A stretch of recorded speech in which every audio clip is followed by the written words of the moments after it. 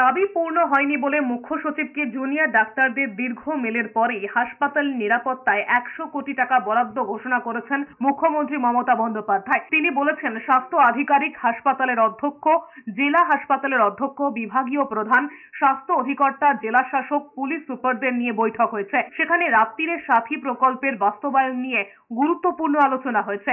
মুখ্যমন্ত্রী জানিয়েছেন, একটি অ্যাপ তৈরি হবে, তার সঙ্গে জুড়ে নেওয়া হবে পুরো রাজ্যকে। সুপ্রিম কোর্ট যে 2 অংশ বাদ দিয়েছে সেগুলো ছাড়া বাকি অংশগুলো করতে বলা হয়েছে বলে জানিয়েছেন। এদিকে যে রোগী কল্যাণ সমিতি নিয়ে বিস্তর অভিযোগ, স্বাস্থ্য বৈঠকের পর রাজ্যের মেডিকেল কলেজের রোগী কল্যাণ সমিতি ভেঙে দেবার ঘোষণা করেছেন মুখ্যমন্ত্রী মমতা বন্দ্যোপাধ্যায়। তিনি আরো জানিয়েছেন, অধ্যক্ষরা এখন সমিতির চেয়ারম্যান, সদস্য হিসেবে থাকবেন সুপার, একজন করে জুনিয়র এবং সিনিয়র ডাক্তার বা বিভাগীয় প্রধান, একজন নার্স, একজন জনপ্রতিনিধি, তারাই দায়িত্ব সামলাবেন। অধ্যক্ষদের বায়োমেট্রিক সিস্টেম চালু করতেও নির্দেশ দিয়েছেন মুখ্যমন্ত্রী। তাদের ছবি, ঠিকানা সব নথি রাখতে নির্দেশ দেওয়া হয়েছে। বায়োমেট্রিক কার্ডও রাখতে বলা হয়েছে। দেখভাল করতে বলা হয়েছে হোস্টেলেরও। রোগী কল্যাণ সমিতি যেটা আমি বলেছিলাম ভেঙে দেওয়া হবে, ওটা পুরো ভেঙে দিয়েছি।